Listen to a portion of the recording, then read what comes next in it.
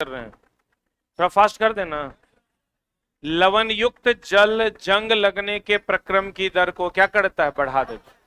ठीक है, इसका मतलब अगर हम समुद्री जल की बात करें तो वहां जंग ज्यादा लगेगा कि कम?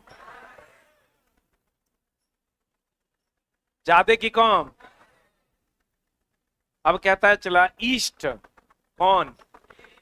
गौर फरमाइएगा, ईस्ट वायु की अनुपस्थिति में सुक्रोज को इथाइल अल्कोहल तथा CO2 को चेंज करता है। यह अभिक्रिया क्या कहलाती है? किण्वन।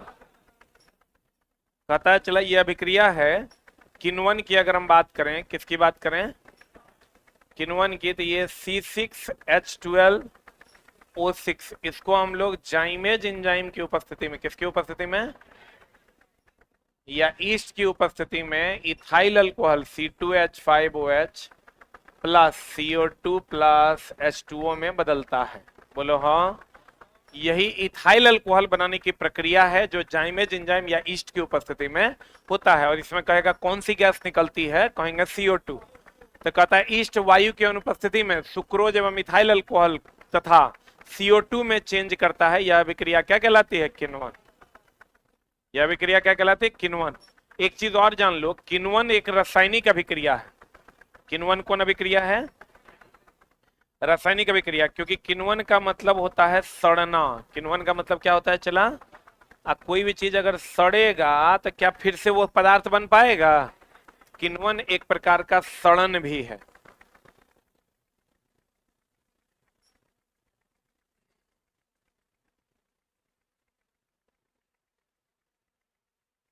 हो गया? यह एक कौन अभिक्रिया है? रासायनिक अभिक्रिया। और इसका अर्थ क्या होता है? सड़ना। तो सड़ जाएगा तो क्या फिर से मिलेगा? नहीं मिलेगा। बढ़े। फिर कहता है चला कि बताओ, ऑक्सीजन से समृद्ध वायु को शरीर के अंदर लेना क्या कहलाता है? अंतः श्वसन। क्या कहलाता है? तथा CO2 युक्त वायु को बाहर निकालना क्या कहलाता है? उच्छावसन। उच्छावसन या निःश्वसन। उच्छावसन या इसी को हम लोग कहते हैं निःश्वसन। क्या कहते हैं चला? निःश्वसन। सांस लेना अंतः श्वसन और छोड़ना उच्छावसन या निःश्वसन। कौन सी ऐसी गैस है जो हम लोग लेते हैं और छोड़ते हैं? जितना लेते हैं उतने छोड़ते हैं। नाइट्रोजन। लिख लो। श्वसन की प्रक्रिया में, श्वसन की प्रक्रिया में, श्वसन की प्रक्रिया में, श्वसन की क्या प्रक्रिया में नाइट्रोजन अपरिवर्तित रहता है। नाइट्रोजन क्या रहता है? बढ़ता कौन है? बढ़ता कौन है चला? यही अगर कहता है ऑक्सीजन जो है वो घटता है, ऑक्सीजन क्या होता है? घटता है। कार्बन डाइऑक्साइड क्या होता है? बढ़ता।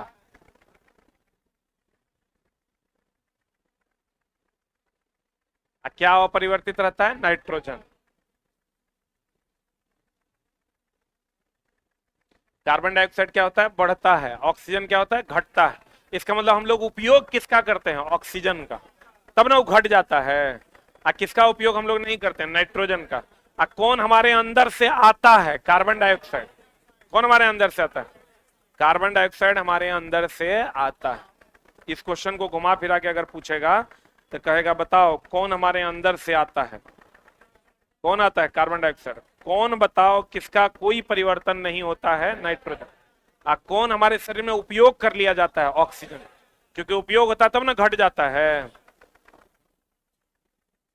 अगला कहता है अंतः श्वसन के समय, जब हम लोग अंतः श्वसन करते हैं तो पसलियां ऊपर और बाहर की ओर गति करता है। और डायफ्राम, ये डायफ्राम है चला, ये डायफ्राम जिसका आकार होता है धनुष के आकार का। किसके आकार का? डायफ्राम होता है चला धनुष के आकार का। कैसा होता है डायफ्राम? धनुष के आकार का। देख लो, अब अगर हम चला श्वसन करते हैं तो ये हमारी जो पसलियां हैं फूलती है कि सिकुड़ती है? फूलती है ना। आई जो डायफ्राम है ये ऊपर आता है, जब हम लोग छोड़ते हैं तो डायफ्राम नीचे जाता है और पसलियां सिकुड़ती हैं। ये ऊपर आया डायफ्राम। यहाँ डायफ्राम होता है, ये ऊपर आता है, छोड़ते हैं तो ये कहाँ जाता है, नीचे। आंसर बता दो क्या हो जाएगा। सॉरी, आंसर बता दो, कहते हैं अंतः श्वसन के समय पसलियां ऊपर और किधर की ओर, बाहर। अंतः श्वसन ऊपर आता है और किधर जाता है, बाहर। और डायफ्राम किधर की ओर, नीचे की ओर जाता है। तो कहता है अगला, कीटों में श्वसन श्वास रंध्र के माध्यम से होता है। किसके माध्यम से होता है, कीटों में श्वसन श्वास रंध्र के माध्यम से होता है, हाईलाइट कर लो। अब पत्तियों में श्वसन रंध्र के माध्यम से, अगर कह देगा पत्ती में श्वसन, पत्ती में श्वसन कह देगा तो किसके माध्यम से, रंध्र के माध्यम से होता है। तथा गैसों के विनिमय के लिए वायु नलिकाओं का जाल बिछा होता है, जिसे श्वास प्रणाली या क्या कहते हैं, वातक। कीटों में श्वसन किससे होता है, श्वास रंध्र से के माध्यम से होता है। तथा गैसों के विनिमय के लिए वायु नलिका का जाल बिछा होता है, जो श्वास प्रणाली या वातक कहलाता है। श्वास प्रणाली या क्या कहलाता है, वातक कहलाता है। मछलियों में क्लोम, क्लोम जानते हैं ये वाला, अरे यही नहीं देखा है रे, मछली का ई गलफरा है, गलफरा को इसे अगर उठाओगे तो यहाँ क्लोम रहता है, इसी को मछली का क्या कहते हैं, क्लोम। तो क्लोम में रक्त वाहिकाएं ज्यादा होती है कि कम, एकदम खून खून टाइप का नहीं रहता है, रक्त वाहिनियों की संख्या अधिक होती है, और जो गैसों का क्या करता है, विनिमय करता है। गैस का विनिमय यहीं से होता है। छन्नी भी आप कह सकते हैं, क्या कह सकते हैं, गिल इसी से सांस लेता है। तो कहते हैं मछलियों में क्लोम में रक्त वाहिनिकाओं की संख्या क्या होती है, अधिक। गैसों का विनिमय, ये गैसों का विनिमय करता है। मनुष्य के शरीर में गैसों का विनिमय कौन करता है, मनुष्य में गैस का विनिमय, विनिमय मतलब इंटरचेंज, इंटरचेंज मतलब कार्बन डाइऑक्साइड देगा, ऑक्सीजन लेगा, कौन करता है, फेफड़ा। फेफड़ा, फेफड़ा का कौन भाग है, एल्वियोली, एल्वियोली कौन करता है, चला एल्वियोली।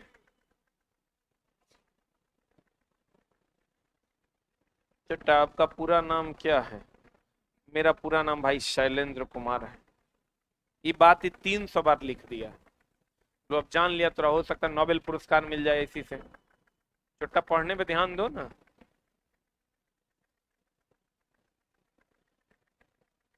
मनुष्य में गैसों का विनिमय कहाँ होता है, फेफड़ा। फेफड़ा बोले तो क्या है, एल्वियोली। इसमें क्या होता है, चला ऑक्सीजन देता है, ऑक्सीजन देता है और कार्बन डाइऑक्साइड लेता है। सही है आंसर, हाँ हो गया। रक्त को ऑक्सीजन देगा, कार्बन डाइऑक्साइड लेगा। लिखा, पढ़ें। अवायवीय श्वसन का अंतिम उत्पाद देख लो, चला अवायवीय श्वसन अगर होगा तो अवायवीय श्वसन का उत्पाद हो जाएगा एगो इथाइल अल्कोहल, इथाइल अल्कोहल, और दूसरा हो जाएगा चला लैक्टिक एसिड।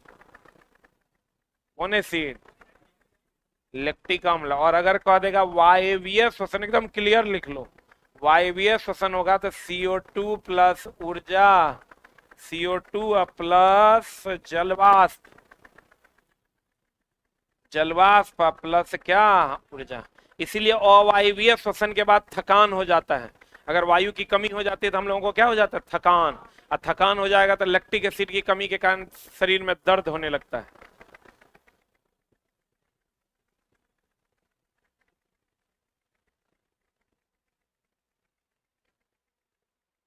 उसी को हम लोग 3 भाग में बांट देते हैं। अगर ऑक्सीजन की मात्रा साफे नहीं रहेगा, इथाइल अल्कोहल, आंशिक रूप से रहेगा लैक्टिक एसिड, साफे नहीं रहे, साफे उपस्थित बहुत ज्यादा रहेगा, कार्बन डाइऑक्साइड या जलवाष्प। इसको अगर हम 3 भाग में बांटते हैं तो ये नहीं रहेगा, ऑक्सीजन एकदम नहीं रहेगा, इसमें आंशिक रहेगा। अगर बहुत ज्यादा फंसाएगा तो कहेगा ऑक्सीजन एकदम नहीं है, तो कौन बनेगा, इथाइल अल्कोहल। आंशिक रूप से अगर ऑक्सीजन रहेगा, कौन अम्ल, लैक्टिक अम्ल। अगर ऑक्सीजन उपस्थित रहेगा तब कार्बन डाइऑक्साइड जलवाष्प पर क्या, ऊर्जा। इसलिए जब ऑक्सीजन उपस्थित रहता है तो हम लोगों को ऊर्जा मिलता है, ऊर्जा मिलता है तो हम लोगों को दिक्कत नहीं होती। लेकिन जब दौड़ते हैं तो ऑक्सीजन की कमी होती है, तो ऑक्सीजन की कमी होती है यानी आंशिक होता है, आंशिक होता है तो लैक्टिक एसिड जमा होता है, लैक्टिक एसिड जमा होता है तो उसी के कारण जोड़ में क्या होने लगता है, दर्द होने लगता है। बोलन रे, नहीं समझा? जब हम लोग दौड़ते हैं तो पूर्ण रूप से ऑक्सीजन एब्सेंट होता है कि आंशिक रूप से? आंशिक रूप से ऑक्सीजन की कमी होती है, कम अंश में ऑक्सीजन की कमी हो जाती है, तो आंशिक रूप से ऑक्सीजन की कमी होगी तो क्या जमा होगा, लैक्टिक एसिड। और लैक्टिक एसिड जमा हो जाने लगा तो क्या हो जाने लगा, थकान होगा, दर्द उत्पन्न होगा, मांसपेशियों में दर्द होता है किसके कारण, लैक्टिक एसिड। थकान किसके कारण होता है, लैक्टिक एसिड का। क्लियर है? ऑक्सीजन अनुपस्थित हो जाएगा तो कुछ देर बाद ऐसे भी चला बेहोश हो जाएगा, मरिए जाएगा। कहता रक्त एक तरल से बना है जिसे हम लोग क्या कहते हैं, प्लाज्मा। अब प्लाज्मा में जल की मात्रा कितनी, कितना परसेंट, 90 से 95%। कितना परसेंट? रक्त एक तरल से बना है जिसे हम लोग क्या कहते हैं, प्लाज्मा। अब प्लाज्मा का काम है चला कार्बन डाइऑक्साइड तथा नाइट्रोजनी अपशिष्ट का परिवहन, नाइट्रोजनी अपशिष्ट का परिवहन, नाइट्रोजनी अपशिष्ट का परिवहन, अपशिष्ट का क्या चला, परिवहन। नाइट्रोजनी अपशिष्ट का क्या परिवहन, ये किसका काम है, प्लाज्मा का। कार्बन डाइऑक्साइड तथा नाइट्रोजनी अपशिष्ट का क्या परिवहन।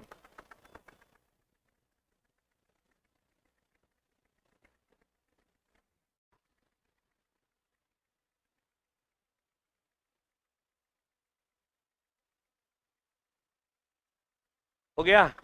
बताओ रक्त का थक्का किसके कारण बनता है, रक्त का थक्का बनाने के लिए पट्टिकाणु या प्लेटलेट का अहम भूमिका होता है।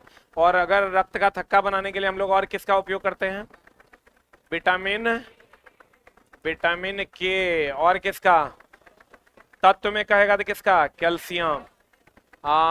एगो तो प्लेटलेट हो ही गया, प्लेटलेट। और बताओ फिटकिरी,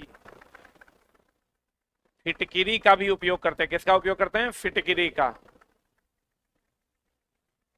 सेविंग करने के बाद आफ्टर सेव हम लोग किसका उपयोग करते हैं, फिटकिरी का। कहीं कहीं से रक्त निकलने लगता है तो हम लोग वहां क्या लगा देते हैं, फिटकिरी।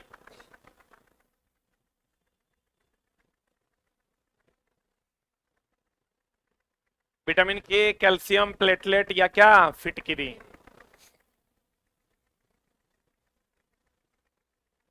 प्लेटलेट का दूसरा नाम क्या है, पट्टिकाणु। इचला खूब क्वेश्चन तरह मिलता होगा प्लाज्मा और प्लेटलेट का।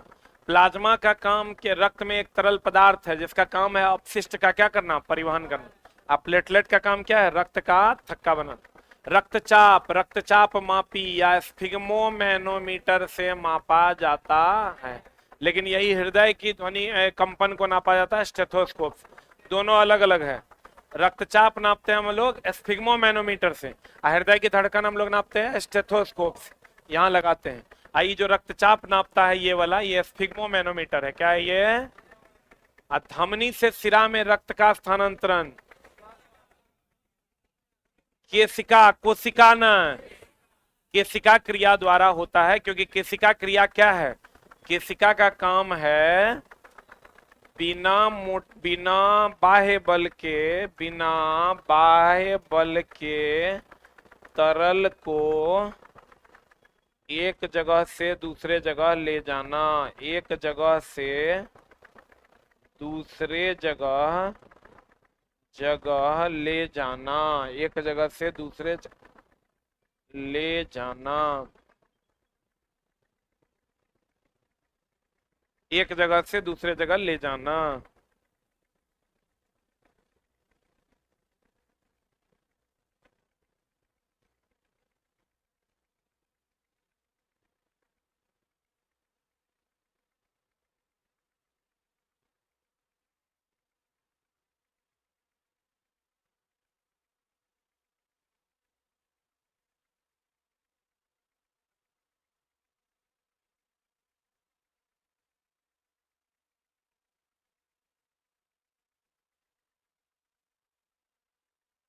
हो गया? अगला हृदय स्पंदन, हार्टबीट, लयबद्ध संकुचन और क्या है, लयबद्ध विश्रांति। ये चला क्वेश्चन आपको देगा कि हृदय का जो स्पंदन है, हार्टबीट, ये क्या क्या होता है, एक संकुचन और विश्रांति। ये कभी कभी दे देगा अगर कथन निष्कर्ष में, तो ध्यान रखिएगा कि लयबद्ध संकुचन और लयबद्ध क्या, विश्रांति, यही हृदय का स्पंदन है। मतलब लयबद्ध संकुचन का मतलब हो गया सिकुड़ना, और यहाँ विश्रांति का मतलब होता है फैलना। विश्रांति का मतलब लिख लो, क्या होता है, फैलना। लिख लिए। हृदय के स्पंदन को किससे नापते हैं, स्टेथोस्कोप से। किससे नापते हैं, और मूत्र में कितना परसेंट जल, कितना परसेंट, 95% जल होता है, 2.5% यूरिया, और 2.5% क्या होता है, अन्य होता है। यानी मैक्सिमम परसेंटेज कितना, 95% क्या होता है, जल। और हम बोले थे तुमको रेगिस्तान में जो मूत्र होता है, रेगिस्तान में मूत्र कैसा होता है, पतला। मात्रा क्या होता है, मात्रा होता है कम। रेगिस्तान का मूत्र होता है पतला, मात्रा होता है कम। सही है ना। ये भी क्वेश्चन तुमको एनसीईआरटी में मिलेगा। रेगिस्तान में मूत्र होता है पतला, मात्रा होती है कम। और शुष्क होगा कि उष्ण, शुष्क की उष्ण, उष्ण।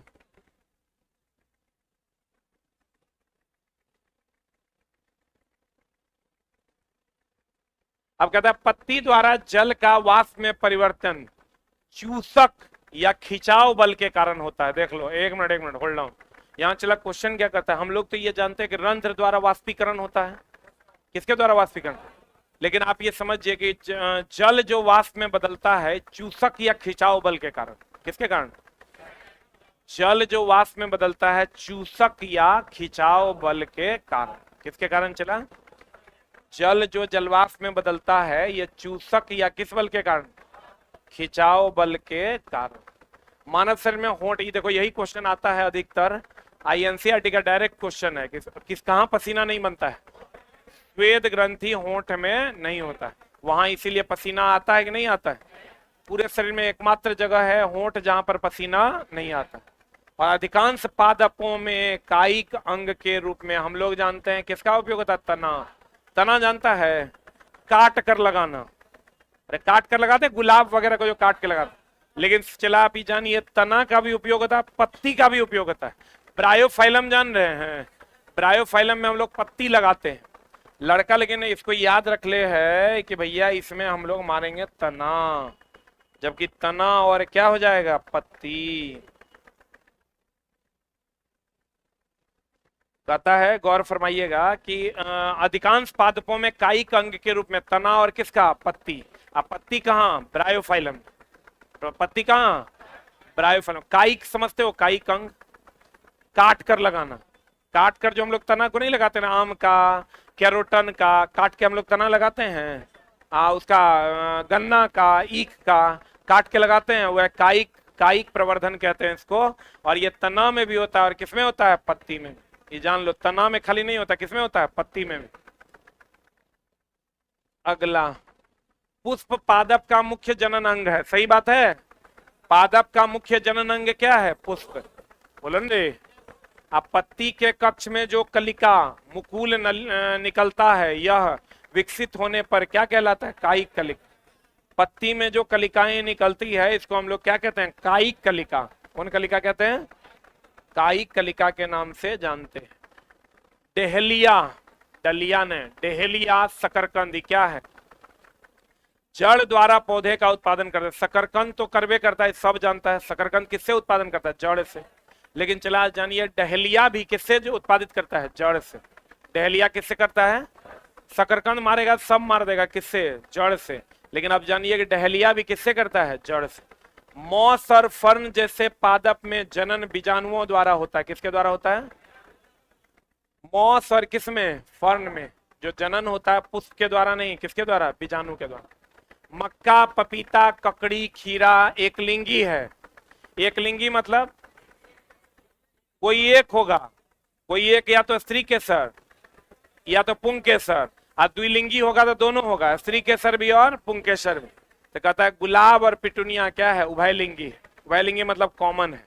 निषेचन के पश्चात अंडाशय फल में तथा बीजांड बीज में बनता है। अंडाशय किसमें बदल जाता है? फल में। अब बीजांड किसमें बदल जाता है? बीज में। अंडाशय किसमें बदलता है? फल में। बीजांड किसमें बदलता है? बीज में। क्लियर है? अंडाशय फल में, बीजांड बीज में। निषेचन के फलस्वरूप अंडाशय किसमें? फल में। अब बीजांड किसमें? बीज में।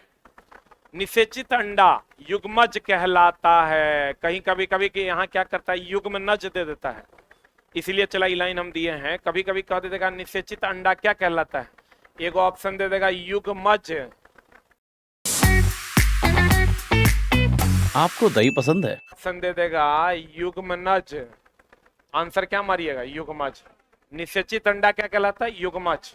निषेचित अंडा पौधों में वाष्पीकरण की वाष्पोत्सर्जन, वाष्पोत्सर्जन। कहता निषेचित अंडा क्या कहलाता है? युग्मज की युग्मनज कहलाता है। तथा युग्मज जाइगोट का विकास कहाँ होता है? भ्रूण में। अंडाशय एक से अनेक बीजांड का उत्पादन करता है। जैसे तुम ले लो, इसमें सेब वगैरह में बहुत सारे अनेक बीजांड होते हैं, उसके अंदर बहुत सारे बीज पाए जाते हैं, इसीलिए कहते हैं अंडाशय एक से अनेक बीजांड का क्या करता है? उत्पादन। पराग कणों का पराग कोष से वर्तिका एक स्थानांतरण क्या कहलाता है? परागन। पराग कणों का, पराग कण जो कीड़ों के द्वारा दिया जाता है, पराग कण का पराग कोष से कहां से चला? ये पराग कोष से कहां तक? वर्तिका तक स्थानांतरण क्या कहलाता है? परागन। साधारण लोलक का अध्ययन सर्वप्रथम किसने किया था? गैलीलियो ने। ये चला, गैलीलियो की 3 बातें आपको देखने को मिलेगी। गैलीलियो पहले तो गति का समीकरण यही दिया था, गति का समीकरण किसने दिया? सरल लोलक। सरल लोलक के बारे में किसने बताया था? गैलीलियो ने। कोई भी ग्रह सूर्य के चारों तरफ दीर्घवृत्ताकार कक्षा में चक्कर लगाता है, दीर्घवृत्ताकार कक्षा में कोई भी ग्रह चक्कर लगाता है, पहली बार किसने कहा था? पहली बार कहा था गैलीलियो ने। एक और क्या, दूरदर्शी का आविष्कार किसने किया? गैलीलियो ने।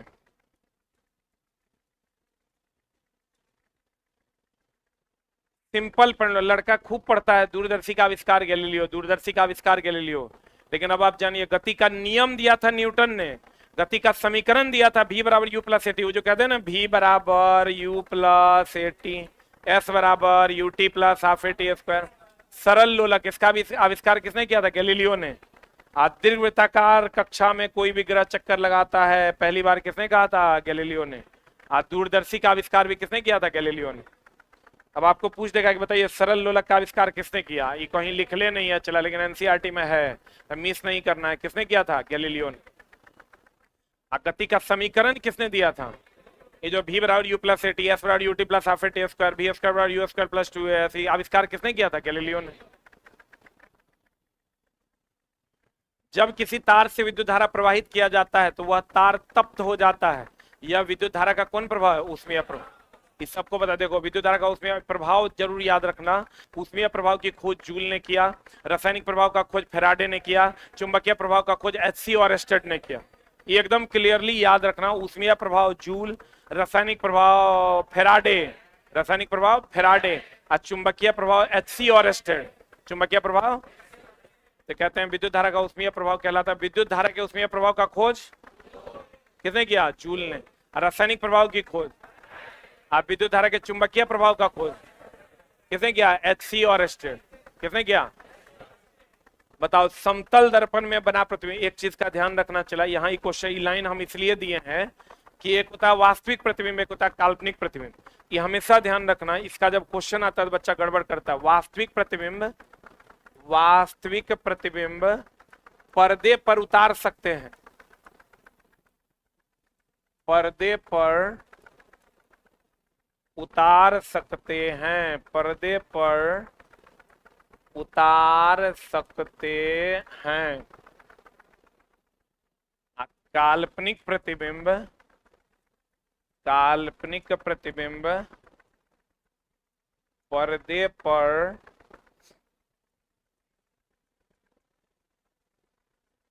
उतार नहीं सकते।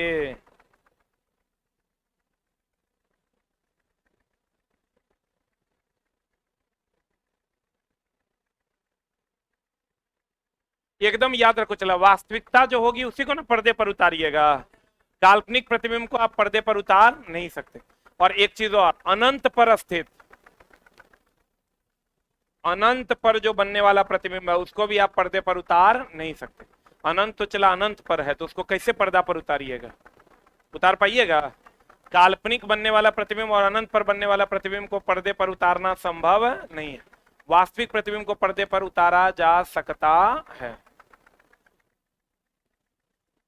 वास्तविक प्रतिबिंब पर्दे पर उतार सकते हैं, काल्पनिक प्रतिबिंब या अनंत पर स्थित प्रतिबिंब को पर्दे पर उतारना संभव नहीं। चलिए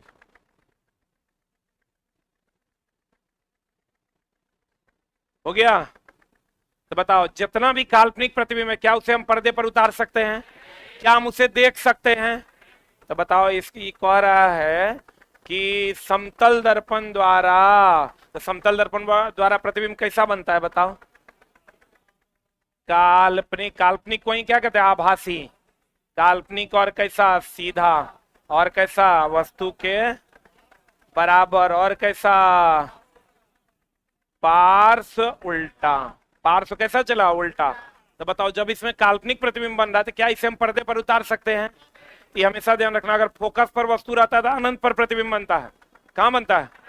अनंत पर बनेगा तो क्या उस प्रतिबिंब को आप देख पाइएगा? देख पाइएगा? नहीं देख पाइएगा। अगर फोकस और पी के बीच वस्तु रहेगा तो दर्पण के पीछे बनेगा, दर्पण के पीछे बनेगा तो काल्पनिक बनेगा। क्या आप काल्पनिक प्रतिबिंब को देख सकते हैं? देख सकते हैं?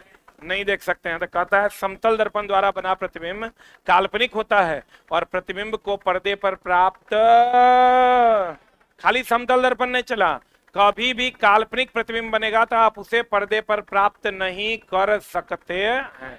कहां प्राप्त नहीं कर सकते? पर्दे पर प्राप्त नहीं कर सकते हैं। हम यहां ऑलरेडी आपको लिखा दिए। केवल वास्तविक प्रतिबिंब ही पर्दा पर प्राप्त किया जा सकता है। बोलो हाँ। आई चला, इसके साथ सामान्य विज्ञान में नए है, इसको 5th एडिशन में जोड़ देंगे। बोलो रे, वो लड़का आ जाए, चला हमसे भी स्टाफ से भी लड़ गया, बाहर गया वो दुकान वाला से भी लड़ गया, अंदर आया तो हमसे भी लगभग लड़िए गया वो। मतलब समझ लो, दुकान वाला से तो स्टाफ से तो ऐसे लड़ा कि लगा कि मार हो जाएगा। हम अंदर में बैठे हुए थे तो हम आवाज सुने तो हम बोले कौन है, भेजो मेरे पास। आया वो बेचारा, बहुत बारीकी, अभी क्लास देख भी रहा होगा वो छोटा, बहुत बारीकी से वो अध्ययन करता है बेचारा। तो मेरे पास आया, बोलता है एगो बात बताइए सर, आप लोग ठगबे न करते हैं? हाँ। बोले अरे साला कैसे ठग लिए हम? बोला कि बताइए 4th एडिशन में और 3rd, आपको 4th एडिशन लाए, ओकरा में 30 पन्ना कम है 3rd एडिशन से। 3rd एडिशन में जितना पन्ना है आपका, मान लो X पन्ना है, तो 4th एडिशन में आपका पन्ना 30 पन्ना बढ़ना चाहिए। ये लेकिन X - 30 है आपका, हमको पन्ना नहीं याद है इसलिए X मान लिए हैं। तो बोला 30 पन्ना घटिए गया। आप बोले जोड़े हैं। पूरा लड़ गया वो। 4th एडिशन का बुक ले गया था उस दुकान वाले से, बोला किताब रखिए अपना, हमरा 3rd एडिशन चाहिए, काहे कि ओकरा में ज्यादा माल है, एकरा में कम है। हम तब ओकरा बैठा के हम समझाए कि देखो बाबू ऐसा है कि हम ऐसा 4th एडिशन लाए, इसका ये मतलब था कि इसमें हम जो जरूरी बातें नहीं थी उसको काट दिए। आज जहां जहां लगा कि इस पूरे टॉपिक को 5 पन्ना को एगो टेबल में देके हम समझा सकते हैं, उसको एगो टेबल में कर दिए। जैसे 4th एडिशन लाए, जो जरूरी जो अनइम्पोर्टेंट बातें थी उसको काट दिए। जहां लगा कि बहुत बड़ा मटेरियल है और उसको मात्र 1 पन्ना में, 5 पन्ना को 1 पन्ना में लाया जा सकता है, टेबल बना करके समझाना भी आसान होगा, उसको हम टेबल बना दिए और 5 पन्ना को हटा दिए। उसके बाद 1 लाइनर अलग से जोड़े, तो 50 पन्ना घटा, 20 पन्ना बढ़ा, तो 30 पन्ना घट गया। तो अब जाके कहा था हमको दिखाइए कहां कहां आप क्या क्या जोड़े हैं।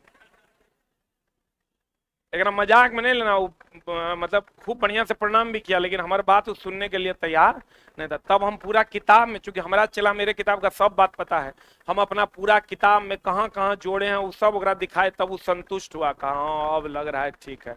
न तो उस RBD से जो किताब आया था वो रख ले था, 3rd एडिशन ले ले था, अब 4th खरीदने आया था, अब 5th आएगा। अब तो और आग बबूला हो जाएगा। इसलिए चला हम फिफ्थ एडिशन। अब चला फिफ्थ एडिशन में देखो जरूरी क्या है, ये पॉइंट जरूरी है। वहां फिर फोर्थ एडिशन में मेरे बुक में ही ये पॉइंट नहीं है कि काल्पनिक क्वेश्चन है, लेकिन डायरेक्ट ये पॉइंट नहीं है, तो हम एगो नोट करके वहां लिख देंगे कि काल्पनिक प्रतिबिंब को पर्दे पर उतारना संभव नहीं है, अनंत पर बनने वाले प्रतिबिंब को पर्दे पर उतारना संभव नहीं है, जबकि वास्तविक प्रतिबिंब को पर्दे पर उतारना संभव है। तो हम ये बात लिख देंगे तो बच्चा अपने बुझाएगा, वास्तविक होगा इसलिए पर्दा पर उतार सकते हैं, कल्पना है इसलिए पर्दा पर उतार नहीं सकते, अनंत पर इसलिए पर्दा पर उतार नहीं सकते। जैसे ही लिख देंगे तब कहेंगे भैया तब एनसीईआरटी डायरेक्ट क्लास से बन जाएगा, क्योंकि उसी का लाइन यहाँ है, उसी का लाइन हम वहां चाप देंगे। तो बच्चा एनसीईआरटी नहीं हो पढ़ेगा तो पढ़ लेगा तो अगर काम हो जाए। यही फोर्थ और फिफ्थ का मामला होगा। लेकिन फिर जब फिफ्थ लाएंगे फिर को किया गया, साला 6 महीना पर चौथा पचवा कर रहे, इसलिए हम पहले बाबू पढ़ा देते हैं, आप लोगों को फिफ्थ एडिशन लेने की कोई आवश्यकता नहीं है। कहते हैं प्रकाश सरल रेखा के अनुदिश गमन करती है, सही बात है, लेकिन है ये अनुप्रस्थ, लेकिन है ये अनुप्रस्थ। अगर कह देगा अनुप्रस्थ बोले तो ऐसा। अब देखो यहां पर थोड़ा सा गड़बड़ है, चला प्रकाश सरल रेखा के अनुदिश गमन करता है, लेकिन अगर प्रकृति कहेगा तो कैसा, अनुप्रस्थ, टेढ़ा मेढ़ा। ये बात में उतने कॉन्ट्राडिक्शन है जितना हम कल बोले थे तोरा कि विद्युत धारा का प्रवाह पॉजिटिव से निगेटिव है, इलेक्ट्रॉन का प्रवाह निगेटिव से पॉजिटिव बोले थे। तो वैसे ही प्रकाश सरल रेखा के अनुदिश गमन करती है, लेकिन इसकी प्रकृति होती है टेढ़ी, बोलवे नहीं करेगा। और टेढ़ी प्रकृति को क्या कहते हैं, अनुप्रस्थ की अनुदैर्ध्य, अनुप्रस्थ की अनुदैर्ध्य, अनुप्रस्थ कहते हैं। जैसे विद्युत धारा का प्रवाह प्लस से किधर की ओर, माइनस की ओर, उच्च विभव से किधर की ओर, निम्न विभव की ओर। इलेक्ट्रॉन का प्रवाह माइनस से प्लस की ओर, माइनस से किधर की ओर, प्लस की ओर। वैसे ही प्रकाश सरल रेखा के अनुदिश गमन करती है, लेकिन कैसी होती है, अनुप्रस्थ। कैसी होती है, अनुप्रस्थ होती है, जिसका वेग कितना होता है, 3 × 10⁻8। जो किसने खोजा था, रोमर ने, कितना ईस्वी में, 1676 में। कितना ईस्वी में खोजा था, कहता है कोई भी पॉलिश किया हुआ अथवा चमकदार वस्तु पृष्ठ दर्पण के समान ही व्यवहार करता है। अब देखो चला, दर्पण किसको कहते हैं, जिसके पिछवाड़े में पॉलिश किया हुआ, क्या किया हुआ, रे इधर हम पढ़ा रहे हैं तो कहाँ है, दर्पण जो है चला किसको कहते हैं, जिसके पीछे में क्या किया हुआ, पॉलिश किया हुआ। तो जैसे कभी कभी ऐसा होता है चला कि लकड़ियों में थोड़ा अपन चेहरा नजर आ जाता है, पॉलिश कर रहता है, तो ऐसा हुआ है, नहीं हुआ है। कभी कभी टाइल्स में भी तुमको अपना चेहरा नजर आ जाए, तो जितना पॉलिश किया हुआ है सब दर्पण है, दर्पण की तरह व्यवहार करता है। किसके तरह व्यवहार करता है, तो कहते हैं कोई भी पॉलिश किया हुआ अथवा चमकदार वस्तु पृष्ठीय दर्पण के समान व्यवहार करता। आपको कहेगा बताइए कोई भी पॉलिश किया हुआ या चमकदार वस्तु दर्पण के तरह व्यवहार करता है, लेंस के तरह व्यवहार करता है, दोनों के तरह व्यवहार करता है। जब ये पॉलिश हुआ एक साइड से ढक गया, एक साइड से ढक गया मतलब वो दर्पण है, आर पार दिखाई देगा मतलब वो लेंस है। क्लियर है, तो बताओ कोई भी पॉलिश किया हुआ या चमकदार वस्तु पृष्ठीय दर्पण के तरह व्यवहार करता है। अधिकांश ऊंचाई वाले वृक्ष के ऊपरी भाग के पर तना की आकृति को क्या कहते हैं, क्या कहते हैं इसको, वितान या कैनोपी कहते हैं। ये जो ऊपर वाला भाग है, अधिक ऊंचाई वाले वृक्ष के ऊपरी भाग पर तना की आकृति को क्या कहते हैं, वितान या कैनोपी कहते हैं। हाईलाइट कर लो, याद रखना। वनों को सजीवों का जीवन इकाई कहते हैं, सही की गलत। हम मनुष्य के इकाई क्या है, कोशिका। अरे मनुष्य की इकाई क्या है, कोशिका। लेकिन सभी सजीवों के जीवन की इकाई क्या है, क्या है रे, वन। जितना भी सजीव अगर वन नहीं रहेंगे तो सजीव का रहना संभव नहीं है। सजीवों के जीवन की इकाई क्या कहलाती है, वन। मनुष्य के शरीर की इकाई क्या है, कोशिका। मनुष्य के शरीर की इकाई कोशिका। लेकिन सजीवों के जीवन की इकाई क्या है, वन नहीं रहेगा तो जीवन संभव नहीं, क्योंकि वन रहेगा तभी वर्षा होगा, अब वर्षा होगा तभी जल मिलेगा। बोलो रे, तो कहते हैं वनों द्वारा ध्वनि प्रदूषण भी क्या होता है, वन द्वारा ध्वनि प्रदूषण होगा। अरे वन के द्वारा ध्वनि प्रदूषण होगा, एकदम नहीं होगा, बहुत कम के बराबर होगा, नेग्लिजिबल होगा। अब प्रत्यक्ष ऊर्जा का स्रोत कौन है, आज सबसे कम प्रदूषण, सबसे कम प्रदूषण कौन, कौन रे? अब विशाल ऊर्जा का स्रोत, विशाल ऊर्जा कहां से मिलती है? सूर्य से। विशाल ऊर्जा कहां से मिलती है? सूर्य से। अब सूर्य की ऊर्जा नवनीकरणीय है कि अनवनीकरणीय है? नवनीकरणीय ऊर्जा का क्या है स्रोत?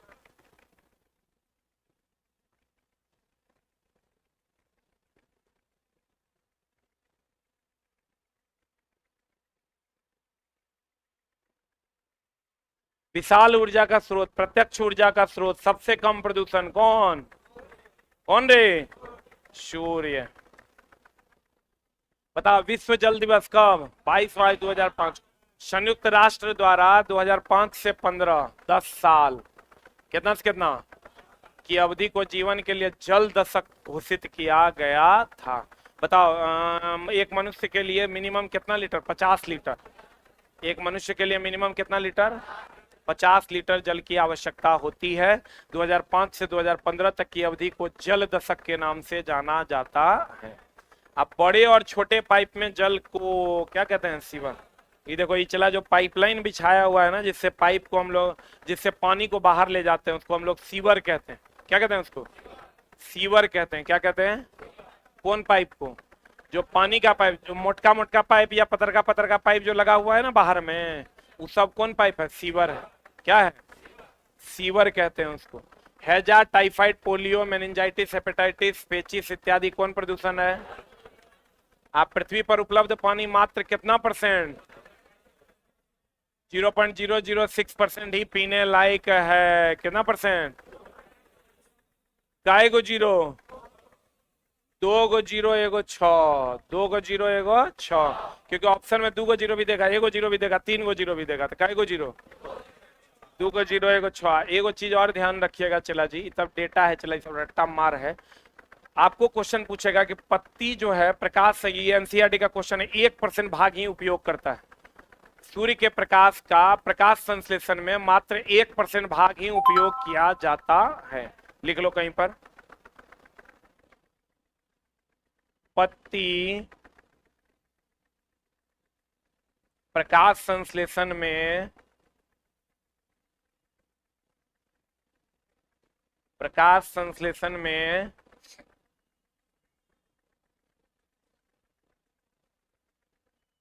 सूर्य के प्रकाश का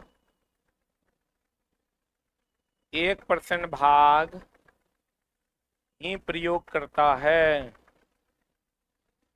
बीपीएससी टीआरई 1.0 या 2.0 का ही क्वेश्चन है। क्या % भाग? 1% भाग। सूर्य के प्रकाश का कितना % भाग? 1% भाग ही प्रयोग किया जाता है। और पीने लायक जल कितना है चला? 0.06%। अब बताओ, पृथ्वी पर आर्गन का परसेंटेज कितना है? 0.093%। ले लो, आर्गन का परसेंटेज जो है, ये सब चला एकदम रट्टा मार है। हम वो अगर याद नहीं करेंगे तो हम वो भूल जाएंगे। 0.093%।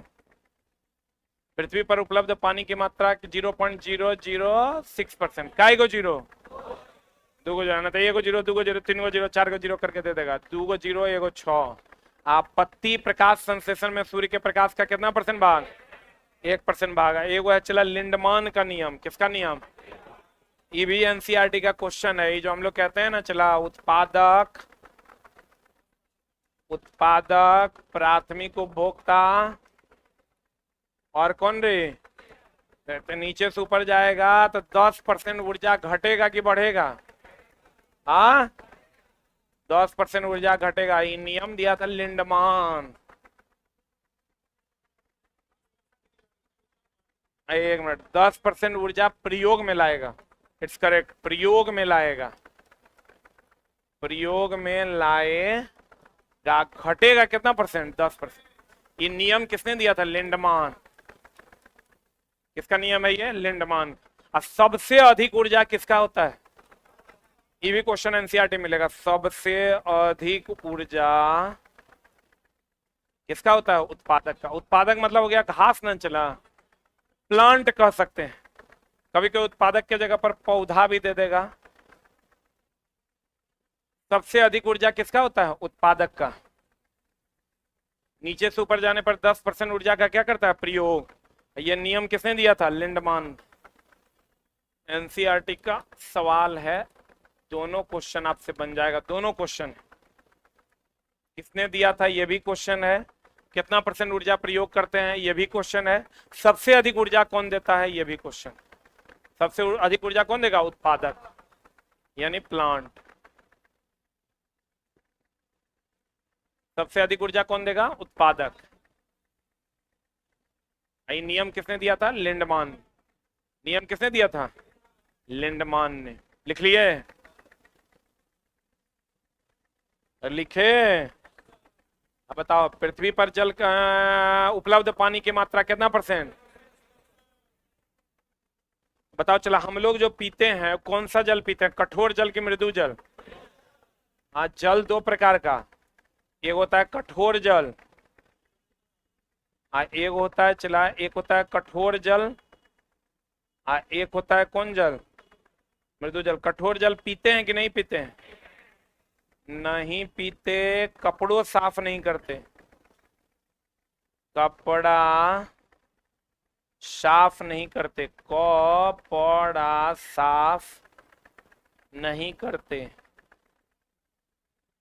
इसमें आओगे मृदु जल, ये पीते, कपड़ा साफ, कपड़ा साफ करते। किसमें? मृदु जल। मृदु जल का हम लोग उपयोग करते हैं, कठोर जल का हम लोग उपयोग नहीं करते। कठोर जल की कठोरता भी दो प्रकार की होती है, एक अस्थायी कठोरता, एक अस्थायी कठोरता। अस्थायी कठोरता होता है कैल्शियम मैग्नीशियम के क्लोराइड और सल्फेट के कारण। अस्थायी कठोरता होता है कैल्शियम और मैग्नीशियम के बाइकार्बोनेट के कारण। हाँ, क्या? अरे उपयोग हम लोग इतने करते हैं, उपलब्ध तो है ही है। हो गया? अरे हुआ? परसेंटेज चला, कहीं पर थोड़ा कम थोड़ा ज्यादा दे देता है। जैसे तुम लोग टंगस्टन का गलनांक कहीं कहीं देगा 3380 डिग्री से, आप कहीं कहीं देगा तुमको 3700 डिग्री से। अलग अलग टंगस्टन का गलनांक अलग रहता है। संयुक्त राष्ट्र के अनुसार प्रति व्यक्ति का प्रतिदिन, वो प्रतिदिन कितना लीटर, कितना लीटर? 50 लीटर पानी का उपयोग करना चाहिए। भूजल भिन्न भिन्न स्तर को क्या कहते हैं?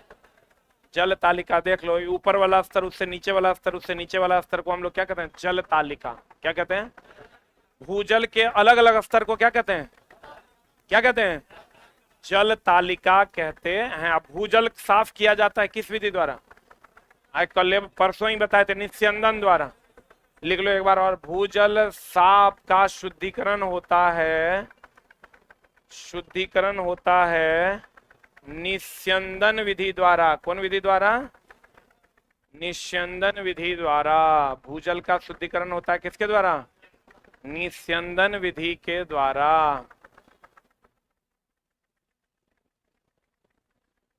हाँ,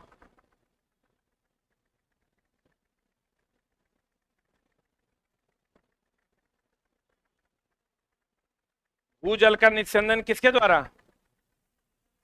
अब भूजल का शुद्धिकरण किसके द्वारा? निस्यंदन विधि द्वारा। पेट्रोलियम का शुद्धिकरण प्रभाजी आसवन द्वारा। जल का शुद्धिकरण आसवन द्वारा। जल का शुद्धिकरण आसवन। समुद्री जल का शुद्धिकरण आसवन किसके द्वारा? पेट्रोलियम का शुद्धिकरण प्रभाजी आसवन। उर्वरक और खाद तो जानता होगा, चला, इसका क्वेश्चन एनसीईआरटी से ही लिंक है और खूब पूछता है। उर्वरक और क्या? खाद। ये चला, उर्वरक और खाद। खाद मतलब ये समझ लो गोबर, समझ रहा है ना? खाद मतलब यहां हो गया गोबर, या यूं कहें वर्मी कंपोस्ट। Vermi compost. उर्वरक मतलब हो गया डीएपी और क्या? Urea, potash. तो चला, ये देखो सब तरीके से, जिंक भी, सब तरीके से उर्वरक जो है ये संतुलित है कि असंतुलित? ई संतुलित है और खाद क्या है, असंतुलित है। ई हानिकारक है, अधिक भूमि को ये बंजर बना देता है। चला, भूमि बंजर बना देगा अगर अधिक उपयोग कीजिएगा। इसमें भूमि बंजर नहीं होगा। जल का संचय अधिक कौन करेगा, खाद। गोबरे में ज्यादा जल का संचय करेगा रे कि यूरिया। जल संचय अधिक, इसमें जल संचय नहीं, जल संचय इसमें अलग से जल डालना होगा, जल संचय नहीं।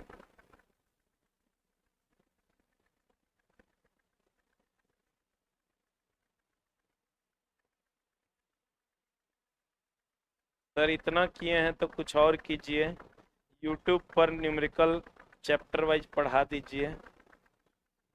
बहुत बढ़िया, एकदम। चला, हम सोचे भी हैं कुछ कुछ चैप्टर्स जो टफ चैप्टर है उसका न्यूमेरिकल करवाया जाए, लेकिन सिर्फ लाइव में ही उपलब्ध हो गया। अब कह रहा है फिफ्थ एडिशन कब तक आएगा। फिफ्थ एडिशन आएगा, अभी तक किसी को लेने की जरूरत नहीं। जो जिसके पास, हम चला समझ लो किताब अगर हम रखेंगे, जब तक हम जिएंगे, मर जाएंगे तक कोई बातें नहीं है। हम जिएंगे तो नए क्वेश्चन के हिसाब से हर 6 महीना पे किताब में 10 लाइन, 20 लाइन, 100 लाइन, 150 लाइन हटा के या 150 लाइन जोड़ेंगे जरूर। क्योंकि चला बहुत सारी बातें ऐसी हो गई है जो अब पूछी नहीं जाती। और इसके जैसा सामान्य विज्ञान ऐसा है कि समझो लगभग लोगों के घर में उपलब्ध है। अभी एगो हम शादी के लिए लड़का देखने गए थे, लड़का फाइनल हो गया था, लड़का घर में गए, बात करने गए तो वहां घुसे तो टेबुले पर लिखल था इसके जैसा सामान्य विज्ञान। जैसे घुसे न चला, मेरी दीदी का, फुआ की बेटी का शादी था, तय करना था। जैसे घुसे देखते हैं स्वागत में इसके जैसा सामान्य विज्ञान रखा हुआ है। बोले अरे साला, तब उसको पूछे तो बोला हाँ अरे सर आप। बोले हाँ हाँ। चला, बुक ऐसा चीज है ना, तुम लोग तो ऑथर का वैल्यू नहीं देता है। हम लोग कभी सोचे भी नहीं थे कि केसी सिन्हा सर से पढ़ रहे तो उनसे मिल भी पाएंगे। कभी नहीं मिल पाए, मिल भी नहीं पाए। एक बार यहाँ पर एम करीम सर से मिले, एस.सी. वर्मा सर से भी मिले, केसी सिन्हा से नहीं मिले। कब मिले, जब मतलब सब कुछ दुनिया में अचीव कर लिया तब। एज ए स्टूडेंट कोई ऑथर से मिल पाता है क्या, बहुत कम। अभी जितना ये यूट्यूबर सब जो ऑथर बना है तो तुम लोग मिल लेता है, नहीं तो हम लोग जिस टाइम पढ़ा करते थे तो के है ऑथर। ऑथर मतलब लगता था ये फलना बाबू के किताब हम पढ़ रहे हैं, और तुम लोग तो मजा गए के जाए ये की है जी। जबकि लेकिन चला थोड़ा एक दिन की बात का एहसास होगा, इसके जा सामान्य विज्ञान इज अ गुड पुस्तक, ठीक ना। और उसको हम और बढ़िया बना देंगे और कुछ ऐसा करेंगे। चला इस बार, अब तुम कहेगा इस बार की जगह मतलब फिर खरीदिएगा, हम तेरा पढ़ा दे रहे हैं ना, खरीदना नहीं है तेरा जी, हम जोड़ रहे हैं तेरा पढ़ा देने, इसमें समस्या क्या है, पढ़ लो तुम। तो हम कोशिश करेंगे चला कि 100-150 लाइन जो एकदम फालतू है हमारा पता है ओकरा हटाएंगे, 100-150 लाइन एक्स्ट्रा क्या करेंगे, जोड़ेंगे। पन्ना उतने रहेगा लेकिन मटेरियल स्मार्ट हो जाएगा। उर्वरक, उर्वरक कौन चला, उर्वरक एक मानव निर्मित लवण है कि प्राकृतिक है, जबकि खाद एक प्राकृतिक पदार्थ। गोबर प्राकृतिक है ना है। अब कहता है चला ये हो गया केमिकल, ये हो गया ऑर्गेनिक। अब ये ऑर्गेनिक खाद मिल रहा है मार्केट में। कहते हैं खाद के उपयोग से मिट्टी में जल धारण करने की क्षमता। लेकिन चला हम लोग गांव घर में जो है ना वो डीएपीओ को खाद कहते हैं। हम लोग कहते हैं खाद छीटने जा रहे हैं, खाद छीटने नहीं जा रहे हैं, उर्वरक छीटने जा रहे हैं। क्या छीटने जा रहे हैं, लेकिन 100% लोग की कहता है। उसका रीजन है, पहले तो ये चला उर्वरक था नहीं, तो पहले लोग कंपोस्ट डालता था, गोबर का खाद डालता था, तो पहले वो डालता था, तो पहले का प्रैक्टिस अभी भी चलिए रहा है। अब लेकिन तुम जब नया किसान बनेगा, कभी बनने का मौका मिलेगा, तो खाद नहीं कहना है, क्या कहना है, उर्वरक कहना है। क्या कहना है, लेकिन लोग पागले कहेगा। तुम कहना डीएपी लेके जाना, बोलना हम उर्वरक डालने जा रहे हैं, कोची बोला ही रे। खाद है खाद। कहते हैं चला फसलों में खरपतवार अलग करने की प्रक्रिया, जैसे चला पटसन वगैरह में जो घास हटाते हैं, क्या कहते हैं उसको, निराई। अब तो चला उसका भी केमिकल आ गया है, केमिकल मार दो सब घास खत्म। हार्वेस्ट क्या चला, एक प्रकार का मशीन है जिसका उपयोग फसलों को क्या में करते हैं, काटने में किया जाता है। हार्वेस्टिंग एक प्रकार की प्रक्रिया है जिसमें फसलों को काटने में इसका प्रयोग किया जाता है। निराई एक प्रक्रिया है जिसमें फसलों से क्या हटाते, खरपतवार। अरे पसनी खुरपी से नहीं करते निराई, हम लोग कहते हैं कमौनी। अरे गांव घर की भाषा में उसको कहते हैं कमौनी। क्या कहते हैं, कमौनी। या यहाँ अगर कमौनी नहीं रहता है ऑप्शन में, यहाँ रहता है निराई। क्या रहता है, निराई। या फसल काटने की प्रक्रिया को क्या कहते हैं, हार्वेस्टिंग। बीजों के बड़े पैमाने पर भंडारण को क्या कहते हैं, साइलो। क्या कहते हैं चला, बीजों के बड़े पैमाने पर भंडारण को क्या कहते हैं, साइलो। क्या कहते हैं, इस सब एनसीईआरटी का लाइन है। बीजों के बड़े पैमाने पर भंडारण को क्या कहते हैं, साइलो। लीवर में विटामिन ए तथा कॉड लीवर में विटामिन डी। अब ई को ई लाइन जब जोड़ेंगे चला किताब में, तो बच्चा को डाउट नहीं होगा कि भैया लीवर में विटामिन ए, लीवर में क्या, मछली के कॉड लीवर में विटामिन डी। तो लड़का एकदम क्लियर रहेगा कि लीवर में विटामिन ए या कॉड लीवर में विटामिन डी। लीवर में विटामिन ए, कॉड लीवर में विटामिन डी। लीवर में विटामिन ए, कॉड लीवर में विटामिन डी। लीवर में विटामिन ए, कॉड लीवर में विटामिन डी। क्लियर है। अतिसार एवं मलेरिया किससे होता है, प्रोटोजोआ से, जबकि टाइफाइड एवं क्षय रोग जीवाणु। इचला अधिकतर ही पूछा जाता है। क्लोमाइडोमोनास और स्पाइरोगायरा सवाल है, जबकि राइजोपस क्या है, राइजोपस ही चला ना ब्रेड पर लगता है। ब्रेड पर कहेगा, ब्रेड सड़ता है किसके कारण, कवक के कारण। कवक में भी किसके कारण, राइजोपस के कारण। कवक में भी किसके कारण। मेरा कल एग्जाम है, आशीर्वाद दीजिए। कौन एग्जाम है रे, अच्छा बीपीएससी टीचर वाला। क्लोमाइडोमोनास और स्पाइरोगायरा क्या है, सवाल। लेमिनेरिया भी क्या है चला, लेमिनेरिया भी क्या है, लेमिनेरिया जो है ये सवाल है, इससे क्या मिलता है, आयोडीन। लेमिनेरिया एक सवाल है जिससे क्या मिलता है, आयोडीन। और राइजोपस क्या है, कवक। राइजोपस क्या है, राइजोपस क्या है, राइजोपस कवक है। ब्रेड सड़ता है किसके कारण, राइजोपस के कारण। अब बताओ, एक ही चीज है जो सड़े हुए भोजन को खाता है, कवक। कौन, कवक सड़े हुए भोजन को खाता है। कौन अमाशय से निकाल कर खाता है, स्टार फिश। कल बताए थे, कल बताए थे ना, अमाशय से निकाल कर कौन खाता है, स्टार फिश। अमाशय से निकाल कर कौन खाता है, कौन, स्टार फिश अमाशय से निकाल कर खाता है। सड़े हुए भोजन को कौन खाता है, कौन खाता है, कवक। कवक को सड़ाता कौन है, राइजोपस।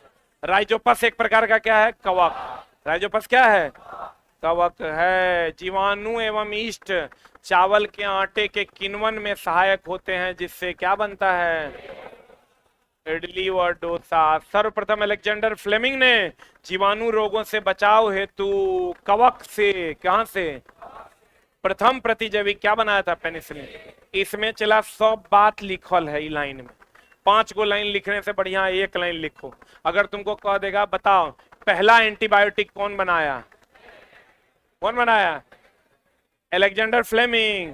तो कहता है प्रथम, सर्वप्रथम अलेक्जेंडर फ्लेमिंग ने जीवाणु रोगों से बचाव, तो एंटीबायोटिक हो गया, बोले वह नहीं करेगा।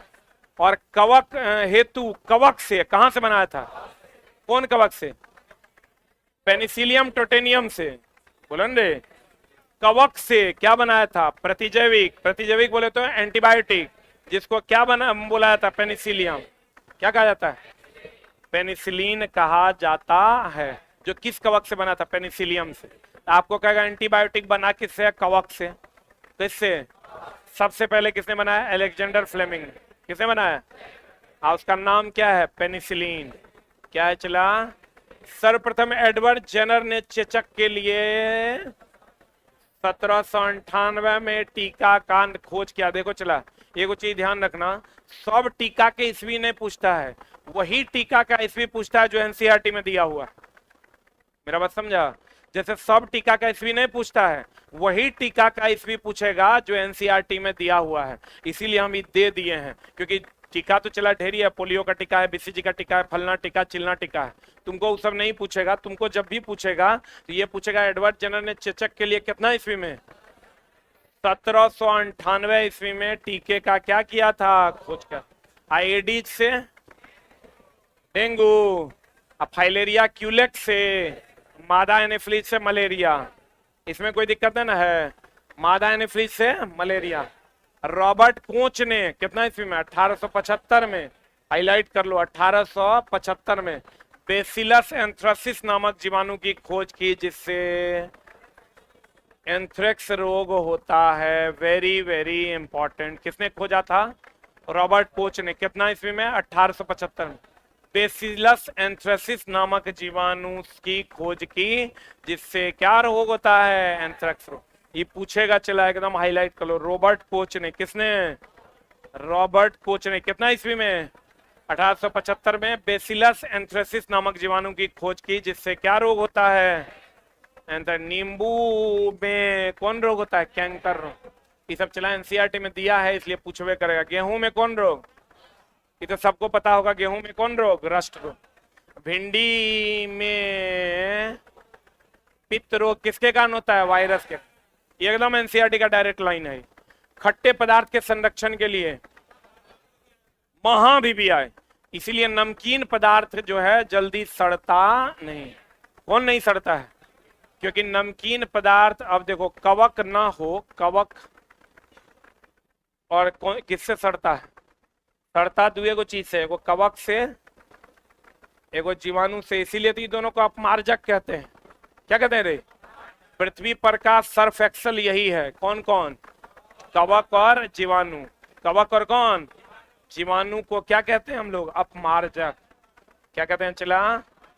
अपमार्जक कहते हैं। और नमक जो है, इसकी वृद्धि को नमक और नमी, नमक और नमी, नमक और नमी ने, नमक और शुष्क अगर रहेगा तो वृद्धि कम होगा। नमक और शुष्क रहने पर वृद्धि क्या होगा, कम। नमक रहेगा और शुष्क रहेगा तो वृद्धि क्या हो जाएगा, कम।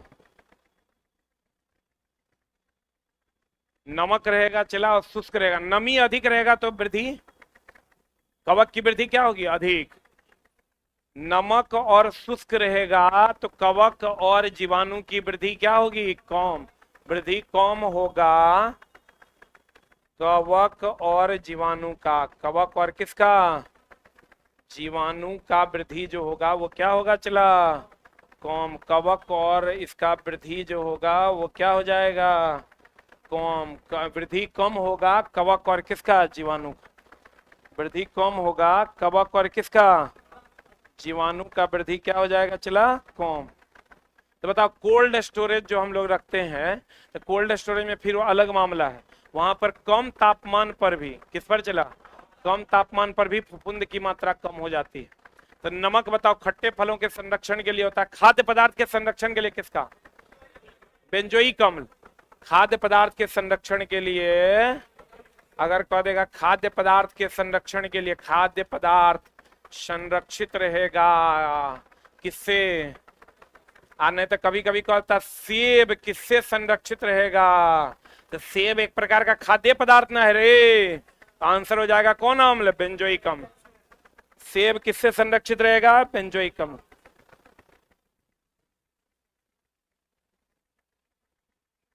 सेब किससे संरक्षित रहेगा, बेंजोइक अम्ल से। ऑक्जेलिक अम्ल से दाग और धब्बे हटते हैं।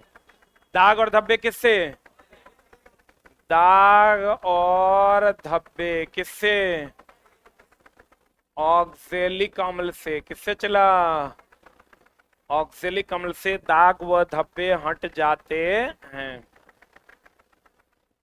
बढ़े। अब फलों के संरक्षण के लिए कौन, बेंजोइक अम्ल। दाग व धब्बे हटते हैं किससे, ऑक्जेलिक अम्ल से। किससे, बता खाद्य पदार्थ के संरक्षण के लिए देख लो अभी सोडियम बेंजोएट तथा सोडियम मेटाबाइसल्फाइड का उपयोग। कभी कभी बेंजोइक एसिड नहीं देता है तो आंसर क्या मारेंगे हम लोग, सोडियम बेंजोएट तथा सोडियम मेटाबाइसल्फाइड का उपयोग करते हैं। हाईलाइट कर लो, क्योंकि हम लोग खूब पढ़ते हैं चला बेंजोइक अम्ल खाद्य पदार्थ के संरक्षण में, लेकिन अब आप जानिए खाद्य पदार्थ के संरक्षण में सोडियम बेंजोएट तथा सोडियम मेटाबाइसल्फाइड का उपयोग किया जाता है। जैम, जेली एवं स्क्वैश का संरक्षण किसके द्वारा, जैम वगैरह में चीनी और नमक दोनों संरक्षित करता है, इसलिए चीनी भी और कौन, नमक भी। लेकिन चला खट्टे पदार्थ का अचार भी होता है, बोलन रे, आंवला वगैरह में मीठा रस डालते हैं तो वो भी संरक्षित रहता है। लेकिन अगर खाद्य पदार्थों के संरक्षण के लिए कहा देगा तो बेंजोइक अम्ल, अब बेंजोइक अम्ल नहीं रहेगा तो कौन, सोडियम बेंजोएट या सोडियम मेटाबाइसल्फाइड। खाद्य पदार्थों का संरक्षण, सोडियम संरक्षण और परिरक्षण एक के बात है, कौन चला, सोडियम बेंजोएट या सोडियम मेटाबाइसल्फाइड, सोडियम बेंजोएट या सोडियम मेटाबाइसल्फाइड। क्लियर है, बोलन रे। हाँ, ये चला आज कितना शुरू किए थे,